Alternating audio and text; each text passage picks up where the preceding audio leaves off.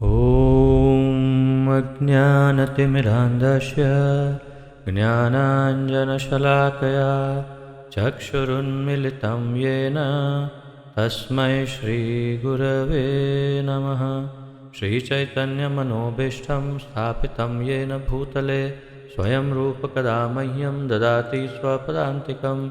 वन्देऽहं श्रीगुरुं श्रीयुतपदकमलं श्रीगुरुन् वैष्णवांश्च श्रीरूपं साग्रजातं सहगण रघुनाथान्वितं तं सजीवं साद्वैतं सावधूतं परिजनसहितं कृष्णचैतन्यदेवं श्रीराधाकृष्णपादान् सहगण ललिता श्रीविशाखान्वितांश्च। हे कृष्ण करुणा सिन्धो दीनबन्धो जगत्पते गोपेश गोपिकान्त राधाकान्त नमोस्तुते। तप्त कांचन गौरांगी राधे वृंदावनेश्वरी वृषभानुसुते देवी प्रणमामि हरिप्रिये। वाञ्छाकल्पतरुभ्यश्च कृपा सिन्धुभ्य एव च पतितानां पावनेभ्यो वैष्णवेभ्यो नमो नमः। अनन्तकोटिवैष्णववृन्द की जय। नमः ओं विष्णुपादाय कृष्णप्रेष्ठाय भूतले श्रीमते जयपताका स्वामिन् इति नामिने। नमो आचार्यपादाय निताय कृपाप्रदायने गौरकथाधामदाय नगरग्रामतारिणे। नमः ओं विष्णुपादाय कृष्णप्रेष्ठाय भूतले श्रीमते भक्तिवेदान्तस्वामिन् इति नामिने। नमस्ते सारस्वते देवे गौरवाणी प्रचारिणे निर्विशेषशून्यवादी पाश्चात्यदेशतारिणे। जय श्री कृष्ण चैतन्य प्रभु नित्यानंद श्री अद्वैत गदाधर श्रीवासादि गौर भक्तवृंद। हरे कृष्ण कृष्ण कृष्ण हरे हरे हरे राम राम राम हरे हरे। हरे कृष्ण कृष्ण कृष्ण हरे हरे हरे राम राम राम हरे हरे। हरे कृष्ण कृष्ण कृष्ण हरे हरे हरे राम राम राम हरे हरे।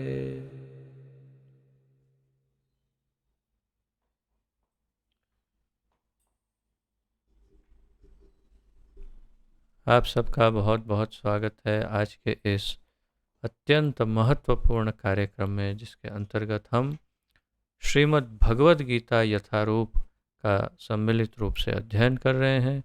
और जैसा कि आप जानते हैं, हमारे इस्कॉन के संस्थापक आचार्य श्री श्रीमद् अभय चरणारविंद भक्तिवेदांत स्वामी श्रील प्रभुपाद जी द्वारा ये लिखित है।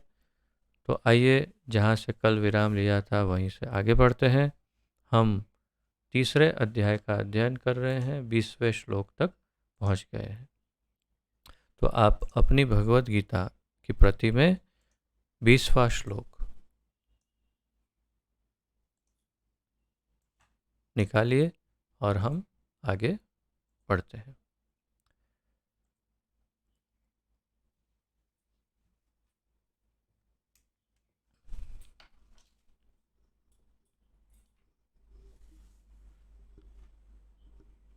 श्रीमद् भगवद गीता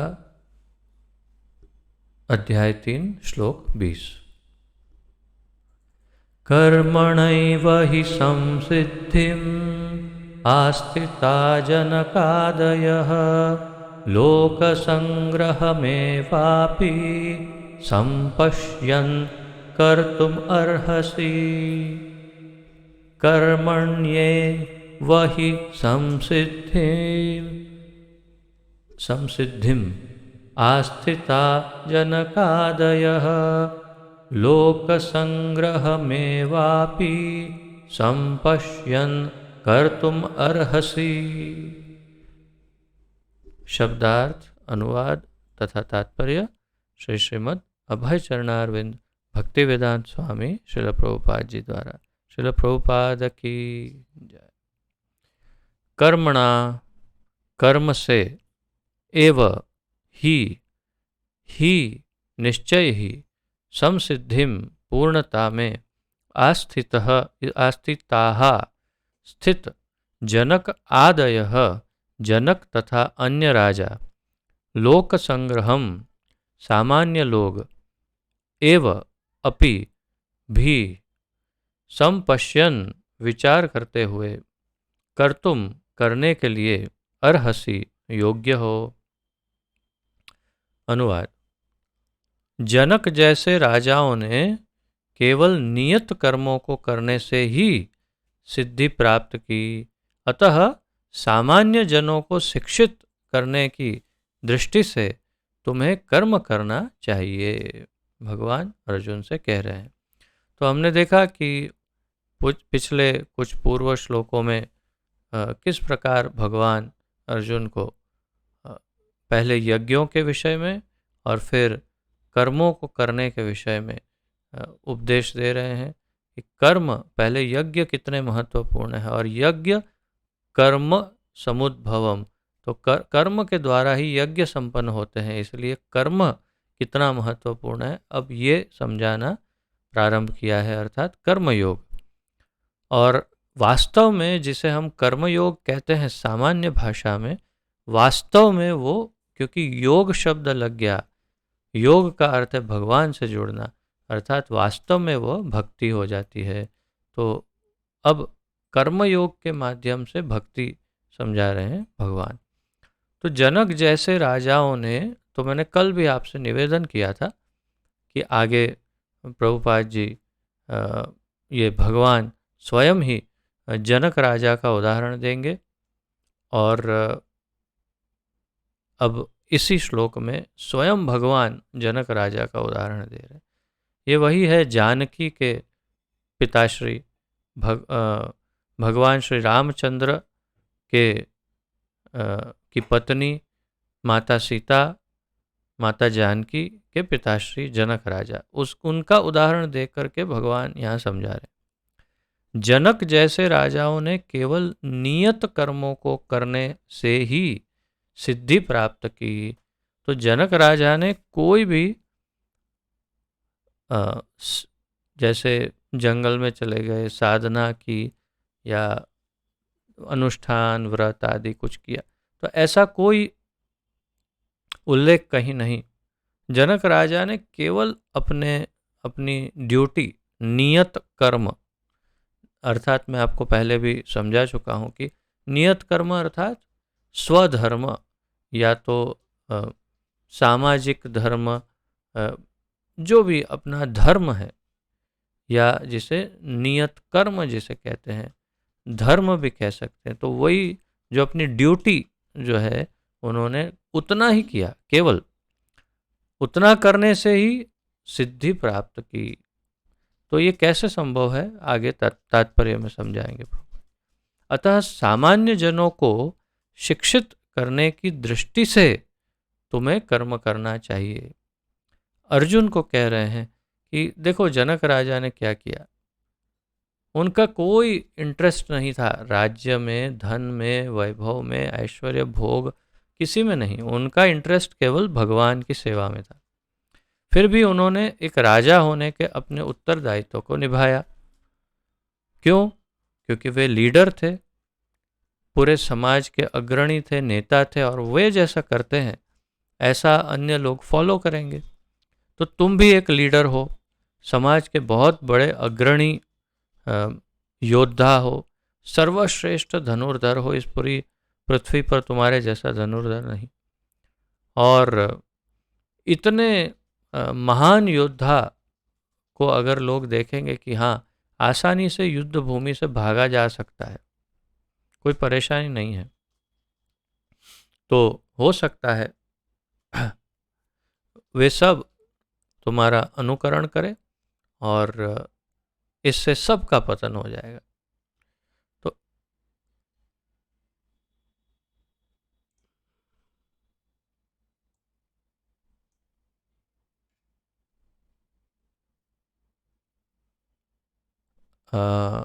एक क्षण,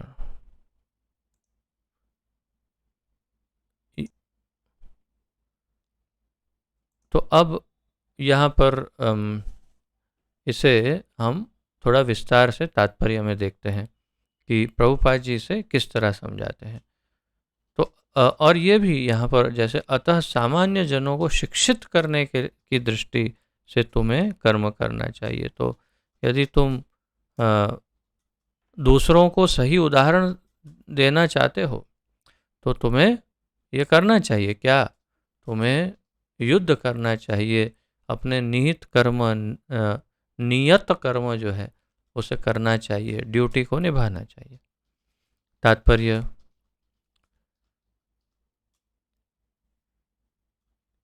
जैसा जनक जैसे राजा स्वरूप सिद्ध व्यक्ति थे, अतः वे वेदानुमोदित कर्म करने के लिए बाध्य न थे। तो भी वे लोग सामान्य जनों के समक्ष आदर्श प्रस्तुत करने के उद्देश्य से सारे नियत कर्म करते रहे। जनक जैसे राजा, कल मैं आपको बता रहा था कि जनक को विदेही भी कहते हैं। विदेही अर्थात जो देह से विमुख हो, या तो देह शरीर से जो अलग हो, तो वो कैसे हो सकता है? तो वो उनके भाव में, आचरण में, विचारों में हो सकता है। वे अपने विचारों में, भाव में, आचरण में देह से विमुख थे, अर्थात कि उनकी देह आत्मबुद्धि नहीं थी जनक राजा की। वे स्पष्ट रूप से जानते थे कि वे स्वयं शरीर नहीं हैं, वे जीवात्मा हैं, और मोह माया आदि ये सब ज्ञान था उनको, और जानते थे कि सब कुछ क्षण भंगुर है, कभी भी छूट सकता है। वास्तविकता तो भगवान है और भगवान की सेवा है। तो वास्तव में बहुत ही उन्नत कोटि के भक्त थे हृदय से। कोई भक्ति योग का कुछ विशेष उन्होंने भक्ति योग, ध्यान योग, कर्म, ये ज्ञान योग का कुछ विशेष प्रयोजन नहीं था उनका, परंतु केवल कर्म योग के द्वारा उन्होंने भक्ति योग को साधा। अर्थात कि उन्होंने अपनी ड्यूटी निभाई, परंतु अंतःकरण में, हृदय में कभी भी किसी भी वस्तु से वे लिप्त नहीं हुए, आच्छादित नहीं हुए, उनको कोई असर नहीं हुई। अर्थात वे सदैव विदेही कहे गए। और बहुत उतना ही नहीं, आप सोचिए, कल्पना तो कीजिए, कभी कहीं उल्लेख तो नहीं कि वे कभी भजन क्रिया में लगे हों, साधन में इत्यादि, परंतु फिर भी केवल कर्म योग से भक्ति योग करते हुए उनको 12 महाजनों में से एक में उनको स्थान मिला। अर्थात वे सामान्य भक्त नहीं है जनक राजा। आप कल्पना कीजिए कि वे किस लेवल के, किस कैटेगरी के, कितने उन्नत भक्त रहे होंगे जो उनको 12 महाजनों में स्थान मिला। तो ये बड़ा महत्वपूर्ण है, और इतना महत्वपूर्ण है कि स्वयं भगवान कृष्ण उनका उदाहरण देके समझा रहे कि जनक जैसे राजा स्वरूप सिद्ध व्यक्ति थे। स्वरूप सिद्ध व्यक्ति थे अर्थात आत्म साक्षात्कार हो चुका था। वे जानते थे कि मैं जीवात्मा हूँ, शरीर नहीं हूँ। और भगवत साक्षात्कार तो वैसे ही हो गया क्योंकि भगवान साक्षात स्वयं उनके जामाता, उनके जमाई दामाद हुए। अतः वे वेदानुमोदित कर्म करने के लिए बाध्य न थे। तो पहले समझा चुके हैं भगवान कि जो स्वरूप सिद्ध है या आत्म साक्षात्कारी है, उनके लिए कोई ज्ञान, क्या कहते हैं, धर्म का कोई बंधन नहीं है। हमने देखा 2-3 श्लोकों में देखा, कल 17-18 में दोनों श्लोकों में देखा कि जो स्वरूप सिद्ध हो या आत्म साक्षात्कारी हो, जो भगवान का उन्नत भक्त हो, कृष्ण भावना भावित हो, न तस्य कार्यम करणम च विद्यते, तो उनको कुछ काम करने की आवश्यकता नहीं, कोई कर्म की आवश्यकता नहीं होती। उन्हें क्या करना है?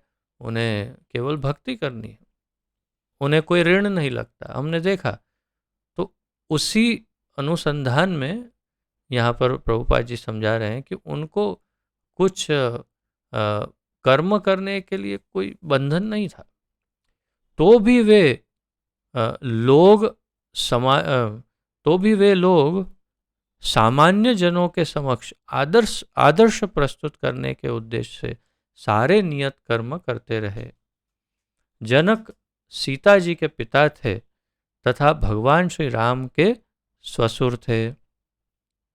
भगवान के महान भक्त होने के कारण उनकी स्थिति दिव्य थी, किंतु चूंकि वे मिथिला, जो भारत के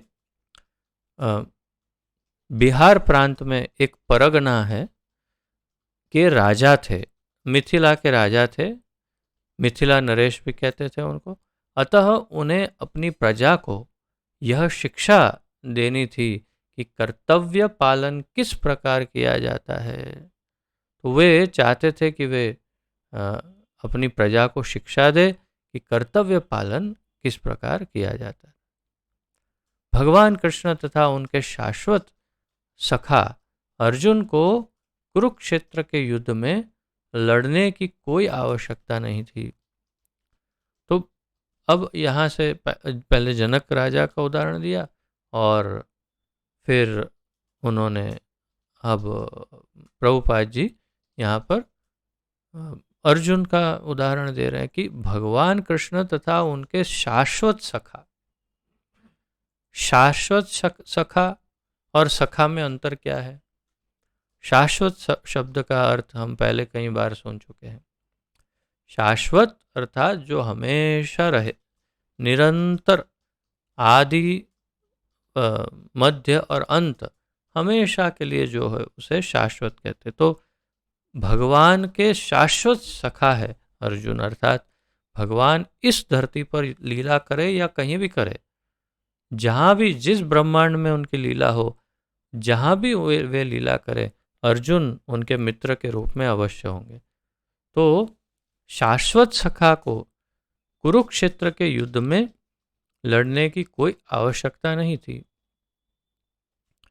तो उनको युद्ध करने की आवश्यकता नहीं थी, प्रभुपाद जी समझाते हैं। किंतु उन्होंने जनता को यह सिखाने के लिए कि युद्ध किया, किंतु उन्होंने जनता को यह सिखाने के लिए युद्ध किया कि जब परामर्श असफल हो जाता है तो ऐसी स्थिति में हिंसा आवश्यक हो जाती है।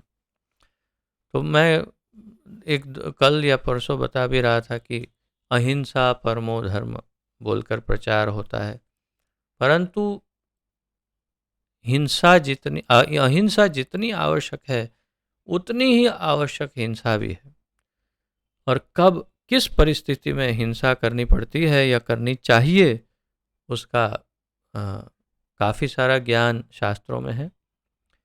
और यहाँ प्रभुपाद जी वही कह रहे हैं कि हिंसा आवश्यक है, करनी पड़ती है। कब करनी पड़ती है? तो जैसे युद्ध की स्थिति हो जिसमें अधर्म विजयी हो रहा हो और धर्म का नाश हो रहा हो, और अधर्म जो है उसका नाश करके उसका दमन करने के लिए युद्ध करना ही पड़ता है।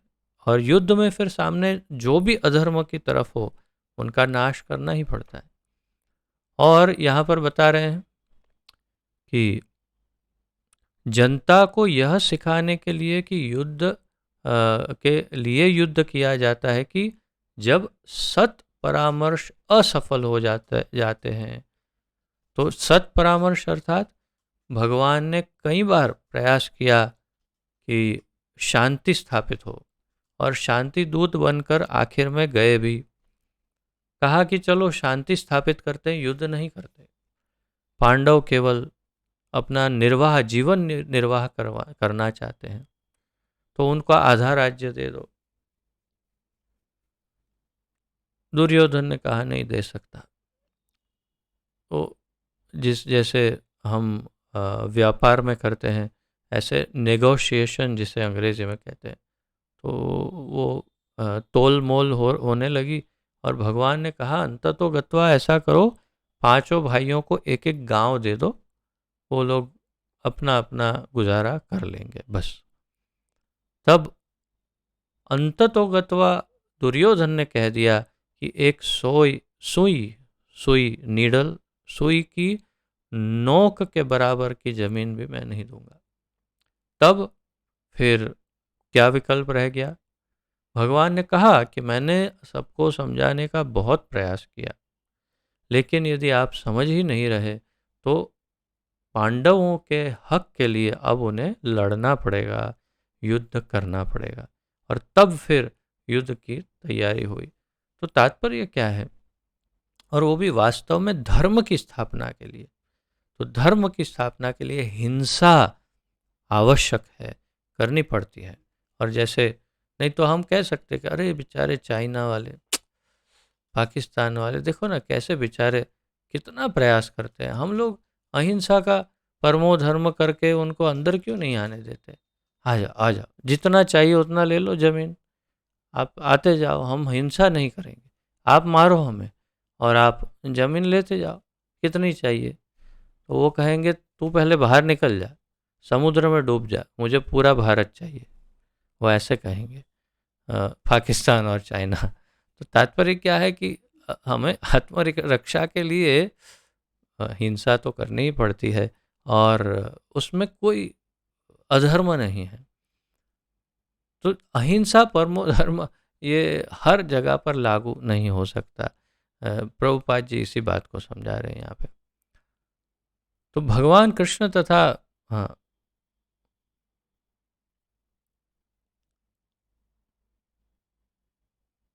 कुरुक्षेत्र युद्ध के पूर्व युद्ध निवारण के लिए भगवान भगवान तक ने सारे प्रयास किए, किंतु दूसरा पक्ष लड़ने पर तुला हुआ था। तो यही बात जो हमने पूरी स्टोरी कही, भगवान ने प्रयास किया परंतु असफल रहे। सामने वाला पक्ष कौरवों का पक्ष लड़ने के लिए ही बस तत्पर था कि नहीं, हमें अपना हमारी शक्ति पर पूरा भरोसा है, हम हरा देंगे उनको। अतः ऐसे सद्धर्म के लिए युद्ध करना आवश्यक था।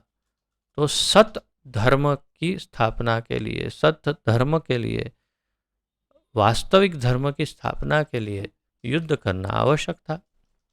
यदि अभी कृष्ण भावना भावित व्यक्ति हाँ, को संसार में कोई रुचि नहीं होती हो सकती, तो भी वह जनता को यह सिखाने के लिए कि किस तरह रहना और कार्य करना चाहिए, कर्म करता रहता है। तो एक भगवत भक्त को स्वयं क्या चाहिए? हमने पिछले 2-3 दिनों में इसकी काफ़ी चर्चा की थी।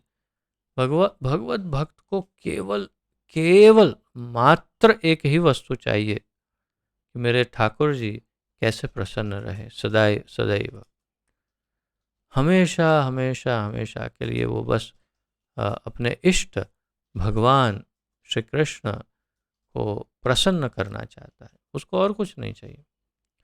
तो यहाँ पर प्रभुपाद जी बता रहे हैं अ,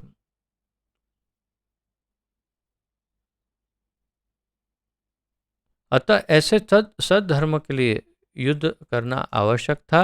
यद्यपि कृष्ण भावना भावित व्यक्ति को संसार में कोई रुचि नहीं हो सकती, तो भी वह जनता को यह सिखाने के लिए कि किस तरह रहना और कार्य करना चाहिए, कर्म करता है।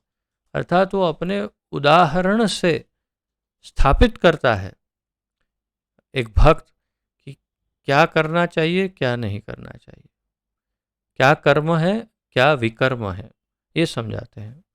और ये कौन समझा सकता है? जो धर्म का पालन करने वाले अग्रणी अग्रज नेता हो वही। और अर्जुन एक लीडर है, नेता है, तो उन्हें वही करना चाहिए। कृष्ण भावनामृत में अनुभवी व्यक्ति इस तरह कार्य करते हैं कि अन्य लोग उनका अनुसरण कर सके, और इसकी व्याख्या अगले श्लोक में की गई है। ये महत्वपूर्ण पॉइंट है जो अभी 2 श्लोकों में प्रस्तावित होगा, 2-3 श्लोकों में।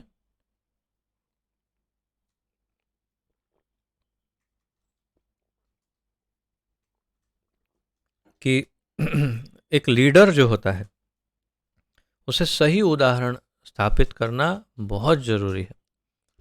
उसके बर्ताव से बहुत बहुत फर्क पड़ता है, और इसीलिए उसे क्या करना चाहिए उसका 2 या 3 श्लोकों में भगवान उसका ज्ञान देंगे। और यहाँ अंतिम कड़ी में, अंतिम लाइन में प्रभुपाद जी कहते हैं, कृष्ण भावनामृत में अनुभवी व्यक्ति इस तरह कार्य करते हैं कि अन्य लोग उनका अनुसरण कर सके। तो एक भक्त को क्या करना चाहिए? ऐसा कार्य करना चाहिए कि लोग उनका अनुकरण कर सके और उनके लिए अनुकूल हो। और इसकी व्याख्या अगले श्लोक में है, तो आप अगले श्लोक को, 21वें श्लोक को देखते हैं। ये कंठस्थ करने योग्य श्लोक है, 21-22 आप कंठस्थ कर सकते हैं। यद्यदाचरति श्रेष्ठस्तत्तदेव एवेतरो जनः स यत्प्रमाणं कुरुते लोकस्तदनुवर्तते। यद् यद् आचरति श्रेष्ठस्तत्तदेवेतरो जनाः स यत्प्रमाणं कुरुते लोकस्तद अनुवर्तते। अनुवाद, शब्दार्थ। यद यत जो जो, आचरति करता है, श्रेष्ठ आदरणीय नेता, तत् वही, तत् तथा केवल वही, एव निश्चय ही, इतरः सामान्य, जनः व्यक्ति, सह वह, यत जो कुछ, प्रमाणम उदाहरण, आदर्श आदर्श, कुरुते करता है, लोकः सारा संसार, तत् उसके, अनुवर्तते पद चिन्हों का अनुसरण करता है। अनुवाद, महापुरुष जो आचरण करता है, सामान्य व्यक्ति उसी का अनुसरण करते हैं। वह अपने अनुसरणीय कार्यों से जो आदर्श प्रस्तुत करता है, वह अर्थात महापुरुष या लीडर, वह अपने अनुसरणीय कार्यों से जो आदर्श प्रस्तुत करता है, संपूर्ण विश्व उसका अनुसरण करता है। तो लीडर जैसे मोदी जी या कोई भी महत्वपूर्ण लीडर कि जिसको बहुत सारे लोग केवल इंस्टाग्राम और फेसबुक पर ही नहीं, वास्तविक जीवन में भी फॉलो करते हो। नहीं तो ट्विटर, इंस्टाग्राम, फेसबुक ये सब पर तो बहुत फॉलोअर हो सकते हैं, परंतु वास्तविक जीवन में जो फॉलो करते हो जिसको, ऐसे लीडर की बात है यहाँ पर। और ऐसे लीडर को यहाँ महापुरुष कहा गया भगवान द्वारा।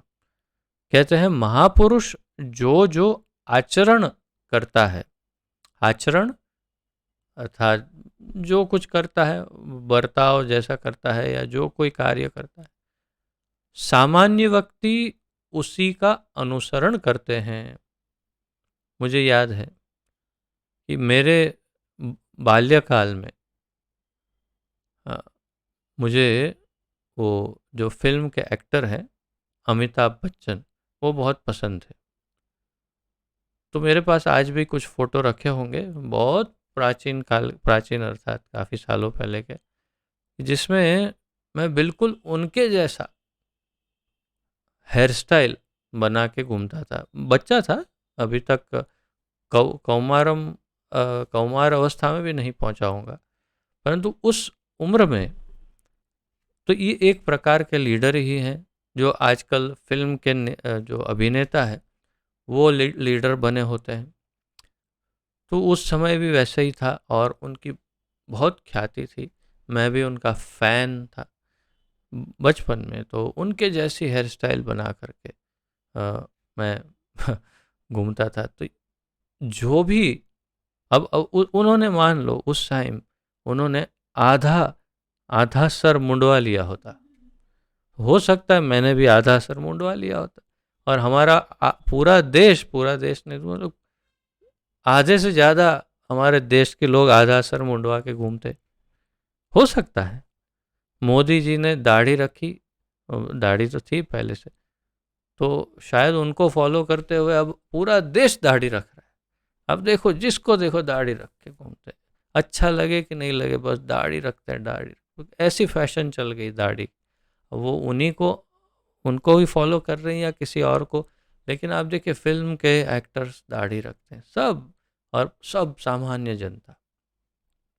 वो बाल की स्टाइल देखो आप, मुझे अच्छे से स्मरण है कि पहले थोड़े बड़े बड़े बाल जब जिसके होते थे, वो लोग जब रात को सो जाते थे और फिर सुबह उठते थे, उठकर जैसे ही आईने में देखते और बाल थोड़े इधर से ऐसे हो गए, इधर के ऐसे हो गए, इधर के ऐसे हो गए, तो ऐसे जो बाल हो जाते थे, जो हम ऐसी दशा में अपने घर वालों को भी मुंह दिखाना नहीं चाहेंगे, ऐसे जो बाल हो जाते थे, वो आज फैशन हो गई है। आज जिसको जिसको भी देखो, अब जबरदस्ती अपने बालों को यहाँ से टेढ़ा, यहाँ से मोड़ा, यहाँ से सीधा किया, ये किया, और नींद से उठकर जो हालत होती है, ऐसा मुंह दिखता है, और ऐसी अवस्था में बाहर घूमते हैं आराम से बड़े, और वो फैशन है, स्टाइल है।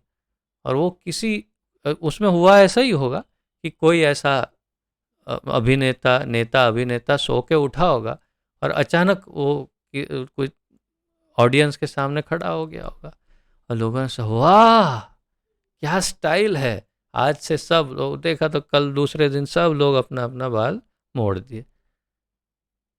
तो ये वही बात यहाँ भगवान कर रहे हैं कि महापुरुष जो जो आचरण करता है, सामान्य व्यक्ति उसी का अनुसरण करते हैं।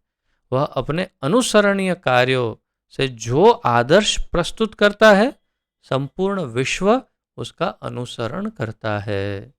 अगर वो आदर्श प्रस्तुत करेगा तो उसको, उसके आदर्शों को लोग फॉलो करेंगे, परंतु यदि वो गलत कार्य करेगा या पाप करेगा या कुछ पापाचरण कुछ भी करेगा, तो लोग उसको भी फॉलो करेंगे, जो करेगा उसको फॉलो करेंगे। वही वो बंदर वाली कथा। अब हम सामान्य लोगों को बंदर तो नहीं बोल सकते, परंतु लगभग वैसा ही, क्योंकि वो एक टोपी वाला था, सो रहा था, तो पेड़ के नीचे, पेड़ में से बंदर आए, उसकी सब टोपियां लेके चले गए, और उठ के देखा, अरे मेरी टोपियां चली गई, क्या करूँ। उसके बाद अपनी खुद की टोपी थी, उसने सोचा, बहुत ट्राई किया, फिर उसने टोपी पहनी। जैसे उसने टोपी पहनी, सारे बंदरों ने टोपी पहन ली। अरे ये क्या हुआ। फिर उसने टोपी घुमाई तो सब बंदरों ने टोपी घुमाई। फिर वो समझ गया, अरे ये बंदर तो मेरा अनुसरण कर रहे हैं। फिर उसने टोपी को ऐसा ऊपर किया तो सब बंदरों ने टोपी ऊपर किया। फिर उसने टोपी को ऐसा पकड़ा और ऐसे करके जमीन पर फेंक दिया। सारे बंदरों ने टोपी उठाई और जमीन पर फेंक दी। वो जा कर के सारी टोपियों को लेके चला गया। तो ये ऐसा ऐसा ही कुछ होता है कि जो लीडर जो करता है, जो भी कर ले, कल से वो जो कुछ भी करेगा वो हो जाएगा स्टाइल। वो आधा शर्ट एक कलर का, आधा दूसरे कलर का पहनेगा, हो जाएगा। आधा शर्ट पहनेगा, आधा नहीं पहनेगा, तो भी स्टाइल हो जाएगी। वो जो भी करेगा वो है, फटा हुआ जीन्स ये वो तो बहुत सामान्य बात है, लेकिन जो वो करेगा एक लीडर, बस लोग अपना दिमाग कभी नहीं इस्तेमाल करेंगे। सामान्य जनता बड़ी अबोध और बहुत ही भोली होती है, और वो इस तरह लीडरों के पीछे ही हमेशा अपना जीवन जीती है। तो ये बहुत ही महत्वपूर्ण बात है जो भगवान इन 2-3 श्लोकों में चर्चा कर रहे हैं। तो हमें ध्यान से देखना है, और हमें क्या सीखना है इससे। हम सब वास्तव में लीडर हैं, क्योंकि जो भक्त होते हैं वो भक्त स्वाभाविक रूप से समाज के लीडर होते हैं। हर एक भक्त, प्रत्येक भक्त स्वाभाविक रूप से सामाजिक लीडर होता है। और कई लोग होते हैं जो उनके ऊपर नज़र गाड़ के बैठे होते हैं, अरे ये भक्त है, क्या करते हैं देखते हैं। और अगर वो सही ढंग से बर्ताव करे तो लोग उनको फॉलो कर सकते हैं। इसलिए प्रभुपाद जी अंग्रेजी में हमेशा कहते थे कि a devotee should be a perfect gentleman. तो एक भक्त को सबसे योग्य पुरुष का एक व्यक्तित्व हमेशा प्रदर्शित करना चाहिए, सबसे श्रेष्ठ पुरुष का व्यक्तित्व, परफेक्ट जेंटलमैन। तभी लोग उसको फॉलो करेंगे, और फॉलो करेंगे उसके, फिर वो जप करेगा सब जप करेंगे, वो कीर्तन करेगा सब कीर्तन करेंगे। परंतु यदि उसका आचरण ठीक नहीं तो कौन फॉलो करेगा उसको। तो ये सब बातें हमें समझनी है। तो इसको आगे बढ़ाते हैं, तात्पर्य देखते हैं। सामान्य लोगों को सदैव एक ऐसे नेता की आवश्यकता होती है जो व्यावहारिक आचरण द्वारा जनता को शिक्षा दे सके। हमेशा जैसे मैंने कहा, सामान्य लोगों को एक लीडर चाहिए ही, एक आदर्श नेता चाहिए जिसको सब फॉलो कर सके। ये प्रकृति का नियम है। आप पशुओं में भी देखेंगे तो पशुओं में भी लीडर होते हैं। जैसे भेड़ बकरी, तो उसके भेड़ बकरियों के झुंड में एक भेड़ या बकरी जो है वो लीडर होती है और वो सबसे आगे चलती है। और कहावत है कि यदि वो चलते चलते यदि वो खाई में गिर जाए तो एक साथ पूरा का पूरा झुंड उसके पीछे खाई में गिर जाता है। क्यों? क्योंकि वो लीडर है, उसको सब फॉलो कर रहे हैं। और ब्लाइंडली फॉलोइंग अंग्रेजी में कहते हैं, अर्थात आँख पर पट्टी बांध के फॉलो करते, सोचते नहीं, दिमाग नहीं लगाते।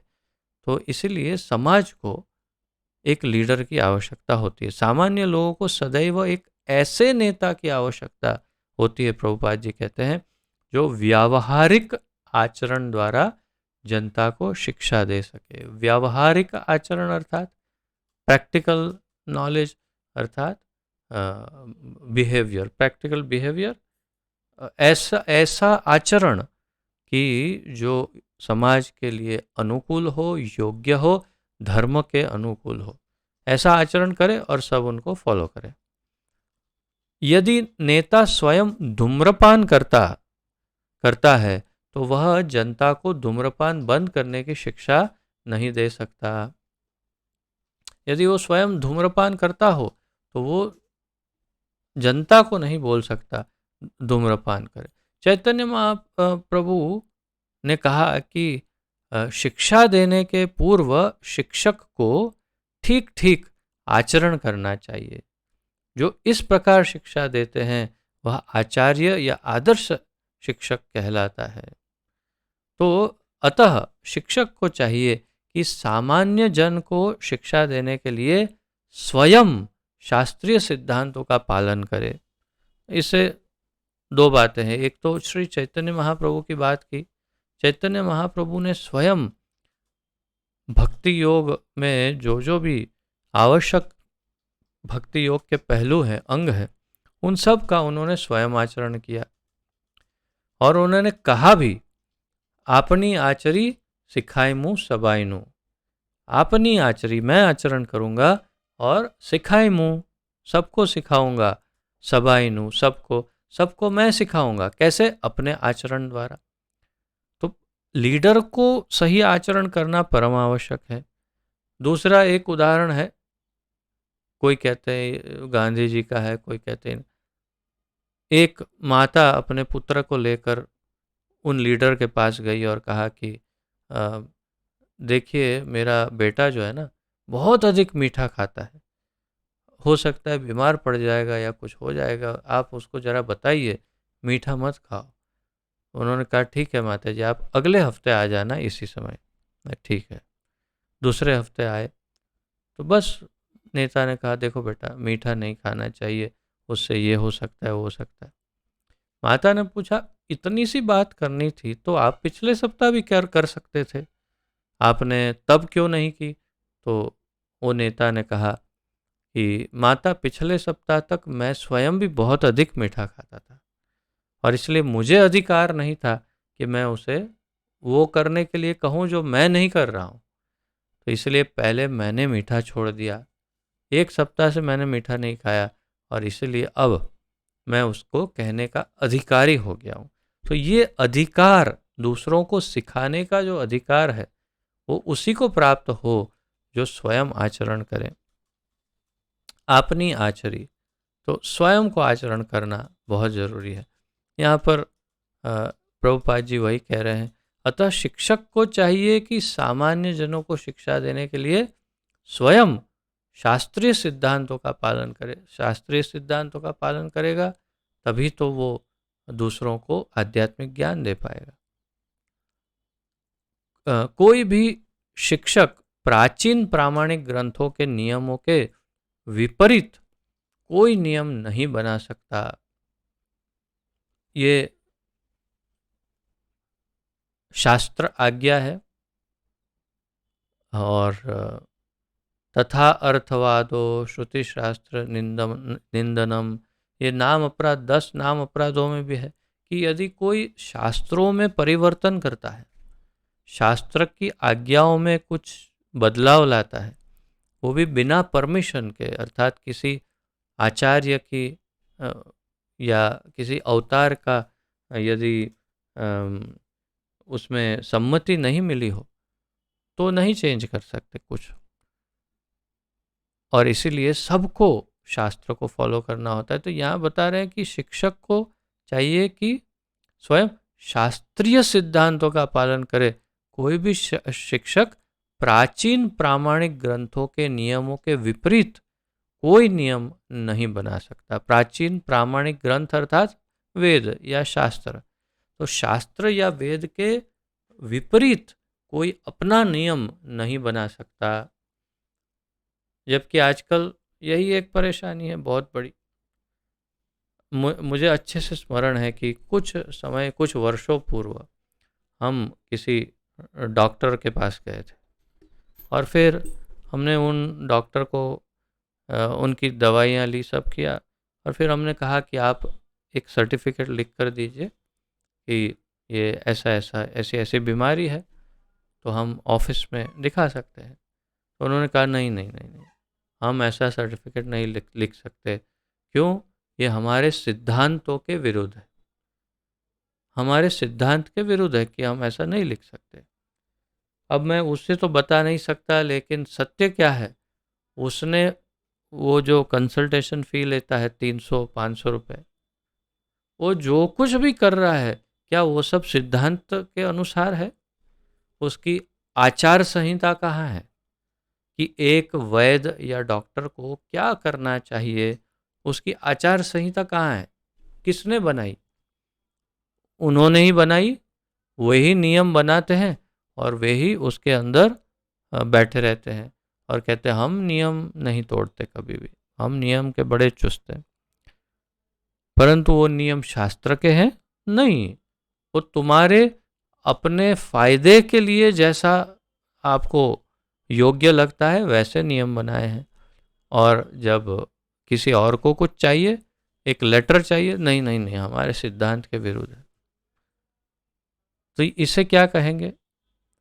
मूर्ख शिरोमणि, महामूर्ख व्यक्ति जिसका पतन निश्चित है। क्यों? क्योंकि उसे धर्म का ज्ञान नहीं, शास्त्रों का ज्ञान नहीं, नीति नियम की बात कर रहा है। अभी मैं उसका उदाहरण देता हूँ। यदि 4 चोर की टोलकी हो, वो लोग सोचे कि हम लोग एकदम सिद्धांत के साथ सब कार्य करेंगे। हाँ, हम प्रतिज्ञा लेते हैं कि हम सब कुछ नियम और नीति के साथ अनुसार करें। ठीक, क्या नियम है? हम जो कुछ भी लूटेंगे उसका एक समान हिस्सा करेंगे, एक पैसा भी इधर उधर नहीं। ठीक है, हम जो कुछ भी चोरी करेंगे, किसी को खून करेंगे, मारेंगे, तो उसके अंदर हम सब बराबर के हिस्सेदार होंगे। किसी एक के ऊपर आरोप कभी नहीं आने दें। वाह वाह, बड़ा सही बात, सही बात, ठीक। अरे भाई, काम क्या कर रहे हो, उसमें सिद्धांत बता रहे हो, उसमें नियम बता रहे हो। अब लूट फाट करना, चोरी करना, खून खराबा करना, उसमें सिद्धांत चाहिए। और उसमें सिद्धांत रखना, नियम रखना जैसा मूर्ख जैसा है, बिल्कुल वैसा ही है ये आजकल का। बड़ी बड़ी कंपनियों का अपना रूल होता है, ये हमारी कंपनी के रूल है। और फिर जब आप कहो कि नहीं हमें, तो नहीं नहीं, हमारे रूल के खिलाफ हम कभी नहीं जाते, हम अब सिद्धांत से चलते। खुद ने बनाए रूल और उसमें सिद्धांत दिखाते हैं। तो यहाँ प्रभुपाद जी बता रहे हैं स्पष्ट रूप से कि सिद्धांत, नीति नियम शास्त्रों से लिए जाने चाहिए और उसके विपरीत कभी कार्य नहीं होना चाहिए। तो इसीलिए यहाँ कहा कि अतः शिक्षक को चाहिए कि सामान्य जन को शिक्षा देने के लिए स्वयं शास्त्रीय सिद्धांतों का पालन करे और कोई भी शिक्षक प्राचीन प्रामाणिक ग्रंथों के नियम के विपरीत कोई नियम नहीं बना सकता। मनु संहिता जैसे प्रामाणिक ग्रंथ मानव समाज के लिए अनुसरणीय आदर्श ग्रंथ है। अतः नेता का उपदेश ऐसे आदर्श शास्त्रों के नियमों पर आधारित होना चाहिए। अब लगभग असंभव बात है, परंतु प्रभुपाद जी फिर भी प्रयास कर रहे थे कि शायद कोई समझ जाए। और उन्होंने गांधी जी को भी लेटर लिखा था, उन्होंने बहुत नेताओं को समझाने का प्रयास किया कि अगर आध्यात्मिकता को फैलाएंगे भारत में, सब कुछ सही हो जाएगा। परंतु कोई माना नहीं, समझा नहीं। और यहाँ वही कह रहे हैं कि नेता का उपदेश ऐसे आदर्श शास्त्रों के नियम पर आधारित होना चाहिए। मनु संहिता की बात की है प्रभुपाद जी ने। मनु संहिता एक ऐसा ग्रंथ है, मैंने कल आपको संहिता शब्द का अर्थ समझाया था, फिर आप नोट में भी लिख सकते हैं। वास्तव में ये शब्द आप लोगों को कभी इसका फायदा होगा किसी और को समझाने के लिए। समहिता बहुत सरल शब्द है। समहिता, सम मतलब इक्वल या एक जैसा, हिता मतलब हित करना, अर्थात सबका एक समान या सबका हित जो करे उसे समहिता कहते हैं। तो गर्ग संहिता, ब्रह्म संहिता, मनु संहिता इत्यादि। इसमें मनु संहिता जो है और ब्रह्म संहिता भी कुछ हद तक, परंतु मुख्य रूप से तो मनु संहिता ही। तो मनु संहिता जो है वो मनुष्य को कैसे जीवन जीना चाहिए, क्या करना चाहिए, क्या नहीं करना चाहिए, उसके सारे नीति नियम मनु संहिता में दिए गए हैं। इसीलिए प्रभुपाद जी मनु संहिता की बात कर रहे हैं, और जो प्रामाणिक ग्रंथ है, मानव समाज के लिए अनुसरणीय आदर्श ग्रंथ है। अतः नेता का उपदेश ऐसे आदर्श शास्त्रों के नियम पर आधारित होना चाहिए। जो व्यक्ति अपनी उन्नति चाहता है उसे महान शिक्षकों द्वारा अभ्यास किए जाने वाले आदर्श नियमों का पालन करना चाहिए। बड़ी कठिन बात है। कठिन क्यों है? आजकल कोई नहीं कर सकता इस बात को लगभग, और इसीलिए कठिन है, परंतु सत्य है। प्रभुपाद जी जो कह रहे हैं, क्या कह रहे हैं? जो व्यक्ति अपनी उन्नति चाहता है उसे महान शिक्षकों द्वारा अभ्यास किए जाने वाले आदर्श नियमों का पालन करना चाहिए। श्रीमद् भागवत भी इसकी पुष्टि करता है कि मनुष्य को महान भक्तों के पद चिन्हों का अनुसरण करना चाहिए और आध्यात्मिक बोध के पथ में प्रगति का यह साधन है।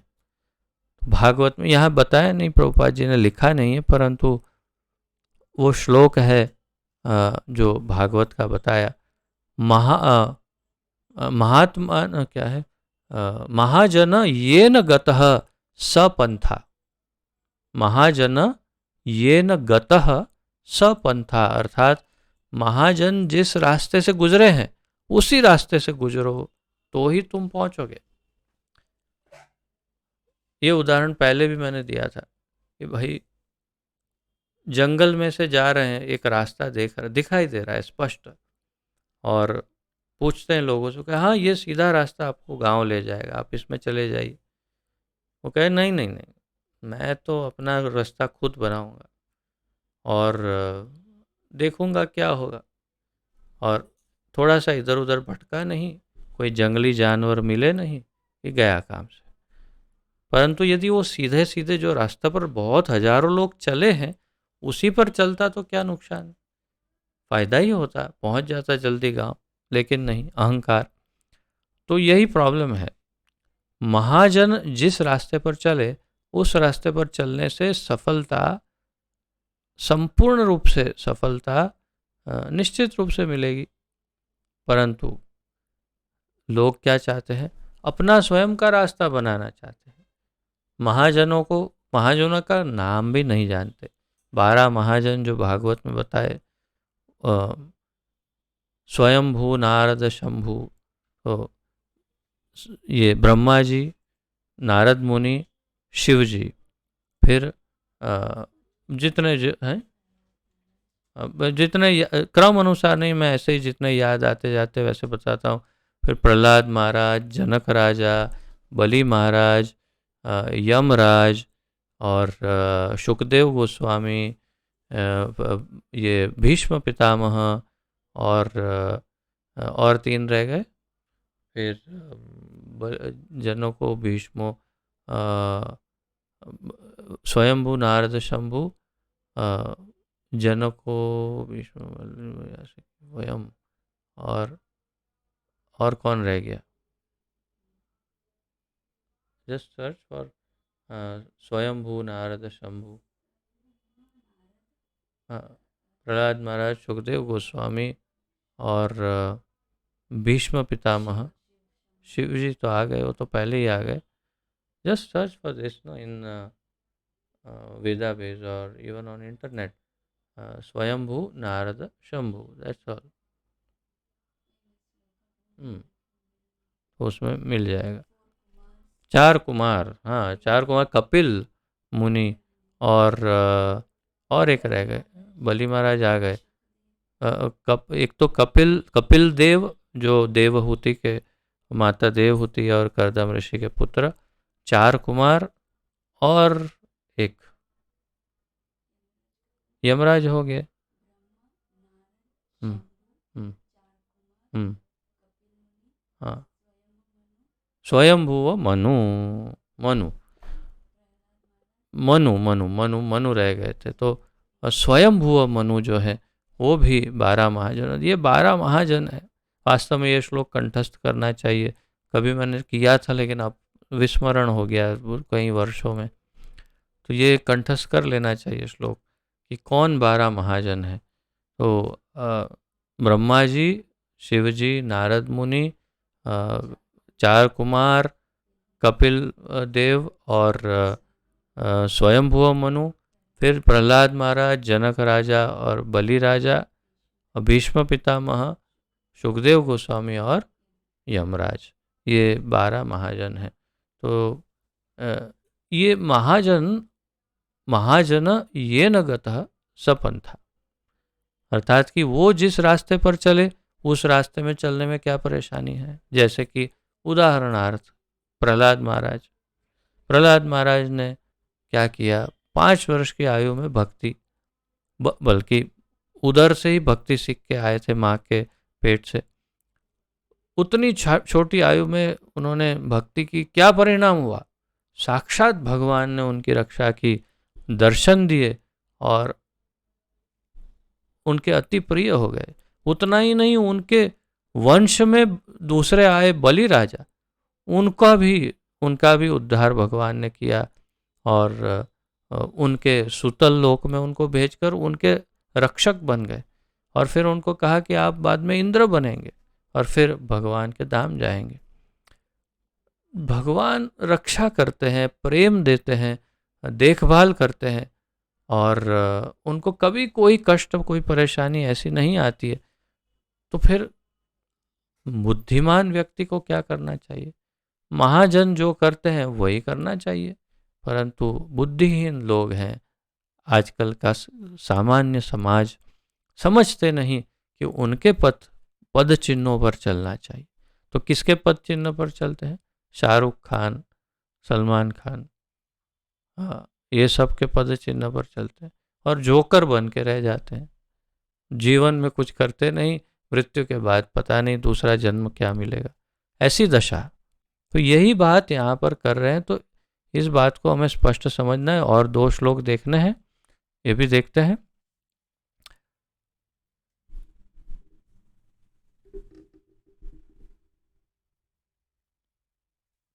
श्रीमद् भागवत भी इसकी पुष्टि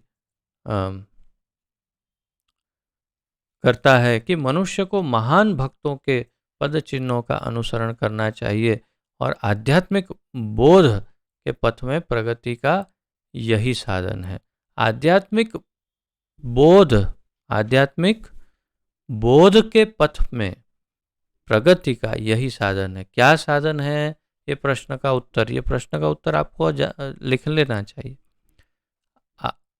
आध्यात्मिक बोध के पथ में प्रगति का साधन क्या है? आध्यात्मिक बोध या आत्म साक्षात्कार के पथ में प्रगति का एकमात्र साधन है महान भक्तों के पद चिन्हों पर चलना।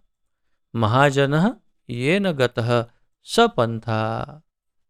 महाजन ने जो किया उनके रास्ते के पीछे पीछे चलो, उनके जैसे जीवन जिएंगे तो सफलता अवश्य मिल जाएगी। चाहे राजा हो या राज्य का प्रशासन अधिकारी, चाहे पिता हो या शिक्षक, ये सब अबोध जनता के स्वाभाविक नेता माने जाते हैं। इन सब का अपने आश्रितों के प्रति महान उत्तरदायित्व रहता है। अतः इन्हें नैतिक तथा आध्यात्मिक संहिता संबंधित आदर्श ग्रंथों से सुपरिचित होना चाहिए। तो यहाँ उदाहरण दिए, नाम दिए, कौन कौन है लीडर प्रभुपाद जी ने। चाहे राजा हो, एक राजा, या राज्य का प्रशासन अधिकारी, दो, चाहे पिता हो, तीन, या शिक्षक, चार। राजा, प्रशासन अधिकारी, पिता या शिक्षक, ये चार उन्होंने बताए। ये सब अबोध जनता के स्वाभाविक नेता माने जाते हैं। तो ये चार आपने शायद लिख लिया होगा पॉइंट। ये चार समाज के, अबोध जनता के स्वाभाविक नेता माने जाते हैं। इन सब का अपने आश्रितों के प्रति महान उत्तरदायित्व रहता है। जैसे पिता के आश्रय में बच्चे रहते हैं, शिक्षक के आश्रय में उसके क्या स्टूडेंट्स से शिष्य रहते हैं, और इस प्रकार प्रशासन अधिकारी के ऊपर लोग नपते हैं, राजा के ऊपर लोग। तो ये सब अबोध जनता के स्वाभाविक नेता माने जाते हैं। इन सब का अपने आश्रितों के प्रति महान उत्तरदायित्व रहता है। अतः इन्हें नैतिक तथा आध्यात्मिक संहिता संबंधित आदर्श ग्रंथों से सुपरिचित होना चाहिए। प्रभुपाद जी ने बहुत ट्राई किया कि भगवत गीता को इंट्रोड्यूस करें सब जगह पर। उन्होंने कहा कि ऐसा करते हैं, सभी जितने भी नेता हैं उनके लिए ये नियम हो कि वे सब भगवत गीता का ज्ञान प्राप्त करें और भगवत गीता के आधार पर प्रशासन करें, और पॉलिटिक्स जो भी हो, पूरी पॉलिटिकल व्यवस्था भगवत गीता के आधार पर हो। प्रयास बहुत किया, परंतु कलयुग इतना बढ़ चुका था कि सफल नहीं हो पाए। अब उनके बाद हम लोग प्रयास कर रहे हैं, अपने अपने तरीकों से ट्राई कर रहे हैं कि भगवत गीता प्रशासन में भी चली जाए अगर, तो बहुत कल्याण हो जाएगा सबका। अब अगला श्लोक देखते हैं जिसमें भगवान अब अपने बारे में बताएंगे। ये बहुत ही महत्वपूर्ण श्लोक है और ये भी कंठस्थ करने योग्य है अवश्य। न मे पार्थस्ति कर्तव्यम त्रिषु लोकेषु किंचन नानवाप्तमवाप्तव्यम वर्त एव च कर्मणि। न मे पार्थस्ति कर्तव्यम त्रिषु लोकेषु किंचन नानवाप्तमवाप्तव्यम वर्त एव च कर्मणि। शब्दार्थ। न नहीं मैं मुझे पार्थ हे पृथापुत्र अस्ति है कर्तव्यम नियत कार्य त्रिषु तीनों लोकेषु लोकों में किंचन कोई न कुछ नहीं अनवाप्तम इच्छित अवाप्तव्यम पाने के लिए वर्ते रहता हूँ एव निश्चय ही च भी कर्माणि नियत कर्मों में। अनुवाद। हे पृथापुत्र तीनों लोकों में मेरे लिए कोई भी कर्म नियत नहीं है। अब पहली बार अब देखिए, अब तक तो सामान्य उपदेश चल रहा है, भगवान का उपदेश दे रहे हैं अर्जुन को कि ये करना चाहिए नहीं करना चाहिए।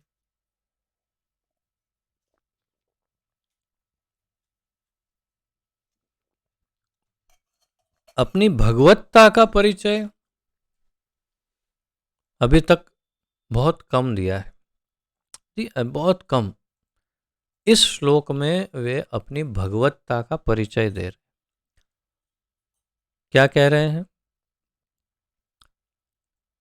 अपने बारे में कह रहे हैं, नियम बता रहे हैं अपने बारे में। तीनों लोकों में मेरे लिए कोई भी कर्म नियत नहीं है।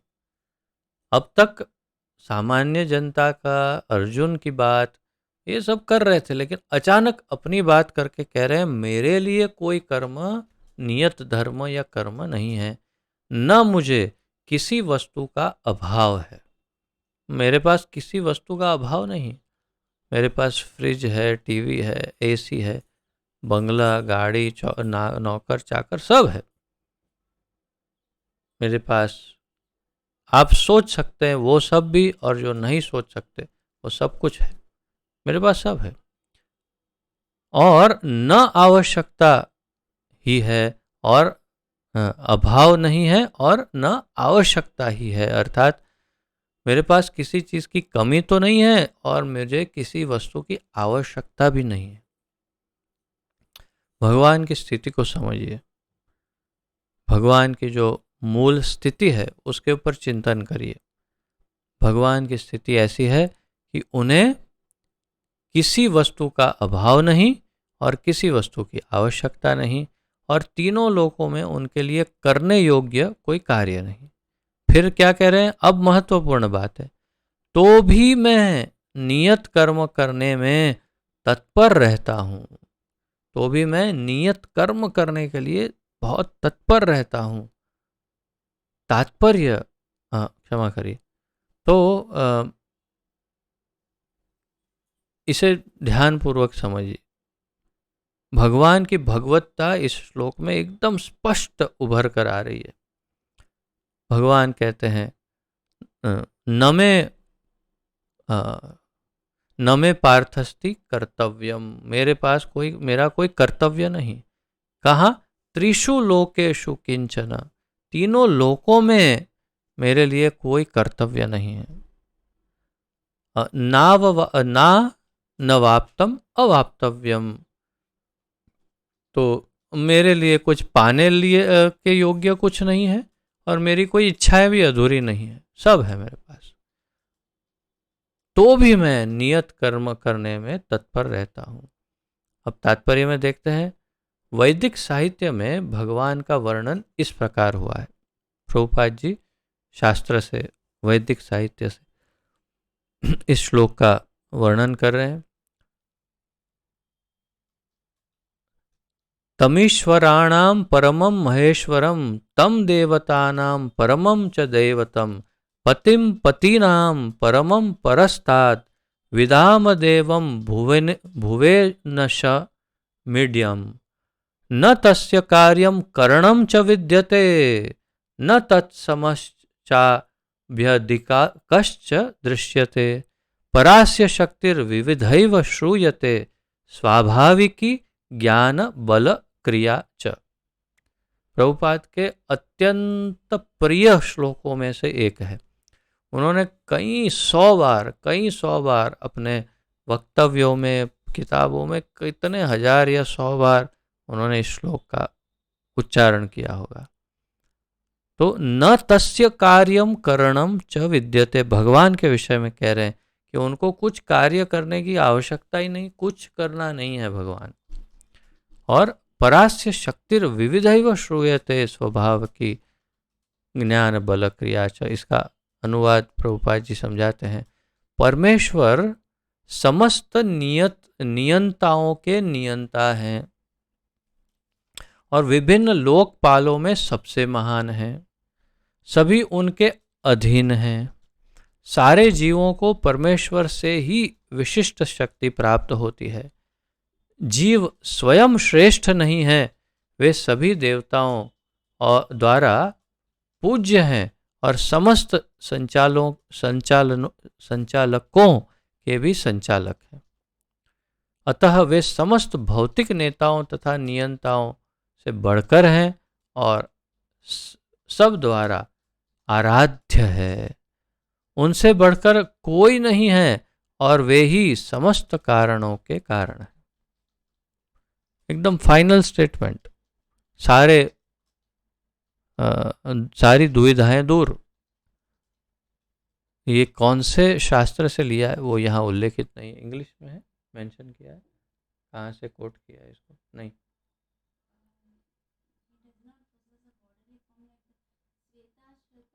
हाँ, ये हिंदी में ये प्रॉब्लम है कि कई बार कहाँ है नहीं है। मैंने तो पढ़ के तैयारी की है ना इसकी, तो मैंने तो कहीं नहीं पढ़ा।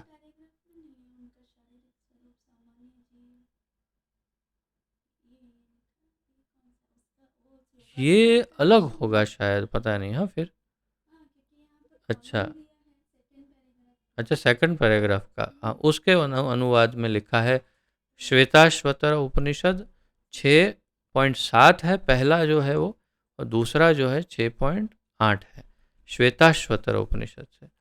तो हम पढ़ते हैं आगे। तो अतः वे सभी देवताओं द्वारा पूज्य है और समस्त संचालकों के भी संचालक हैं। अतः वे समस्त भौतिक नेताओं तथा नियंताओं से बढ़कर है और सब द्वारा आराध्य है। उनसे बढ़कर कोई नहीं है और वे समस्त कारणों के कारण हैं। उनका शारीरिक स्वरूप सामान्य जीव जैसा नहीं होता। उनके शरीर तथा आत्मा में कोई अंतर नहीं है। वे परम हैं। उनकी सारी इंद्रियां दिव्य हैं। उनकी कोई भी इंद्रिय अन्य किसी इंद्रिय का कार्य संपन्न कर सकती है। जो हमने देखा था ब्रह्म संहिता का, अंगानि यस्य सकल इंद्रिय वृत्तिमंती। अतः न तो कोई उनसे बढ़कर है, न ही उनके तुल्य है। भगवान भी यही बात कहते हैं भगवद गीता में, मत्तः परतरम नान्यत किंचित अस्ति धनंजय। मुझसे ऊपर या मेरे समान और कोई नहीं है। तो यहाँ प्रभुपाद जी यही समझे, अतः उनसे बढ़कर कोई नहीं है, न ही उनके तुल्य है। उनकी शक्तियाँ बहुरूपिणी हैं। फलतः उनके सारे कार्य प्राकृत अनुक्रम के अनुसार संपन्न हो जाते हैं। भगवान की महानता इस श्लोक से स्पष्ट हो रही है। क्योंकि भगवान में प्रत्येक वस्तु ऐश्वर्य से परिपूर्ण रहती है और पूर्ण सत्य से ओतप्रोत रहती है, अतः उनके लिए कोई कर्तव्य करने की आवश्यकता नहीं रहती। जिसे अपने कर्म का फल पाना है, उनके लिए कुछ न कुछ कर्म नियत रहता है। किंतु परंतु जो तीनों लोकों में कुछ भी प्राप्त करने की इच्छा नहीं रखता, उसके लिए निश्चय ही कोई कर्तव्य नहीं रहता। फिर भी क्षत्रियों के नायक के रूप में भगवान कृष्ण कुरुक्षेत्र की युद्ध भूमि में कार्यरत हैं, क्योंकि क्षत्रियों का धर्म है कि दीन दुखियों का को आश्रय प्रदान करें। यद्यपि वे शास्त्रों के विधि विधानों से सर्वथा ऊपर है, फिर भी वे ऐसा कुछ भी नहीं करते जो शास्त्र के विरुद्ध हो। बड़ी महत्वपूर्ण बातें हैं, आप इसे अवश्य पढ़िएगा 2 बार 3 बार और मनन करिएगा। और फिर 23वें श्लोक में भगवान बताएंगे कि मैं जैसा करूँगा वैसा ही लोग करेंगे, इसलिए मुझे सोच समझ करके बर्ताव करना चाहिए और उसी प्रकार लोग मुझे फॉलो करेंगे। ये बात अगले श्लोक में समझाएंगे भगवान, जिसे हम परसों लेंगे। कल परीक्षा होगी सबकी, आप लोगों को मैंने मैसेज भेजा था, परीक्षा की तैयारी हो गई होगी आपकी। किसी का आज के इस विषय के अनुसंधान में कोई प्रश्न आदि हो तो प्रस्तुत कर सकते हैं, और कुछ समय के लिए अपना वीडियो ऑन कर सकते हैं। किसी का कोई प्रश्न है?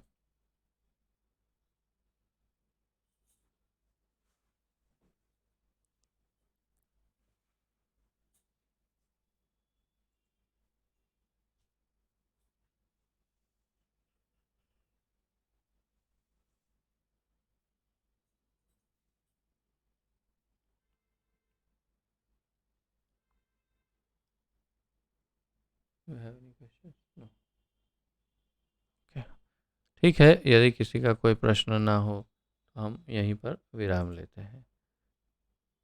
ठीक है। पतित पावन अभय चरणारविंद भक्ति वेदांत स्वामी श्रील प्रभुपाद की जय। पतित पावन गुरुदेव की जय। निताय गौर प्रेमानंदे। हरि हरि बोल। आप सबके चरणों में दंडवत प्रणाम। सबका बहुत बहुत धन्यवाद। हरे कृष्णा। और अब समदर्शी प्रभु के नेतृत्व में आप सब नाम जप करिए।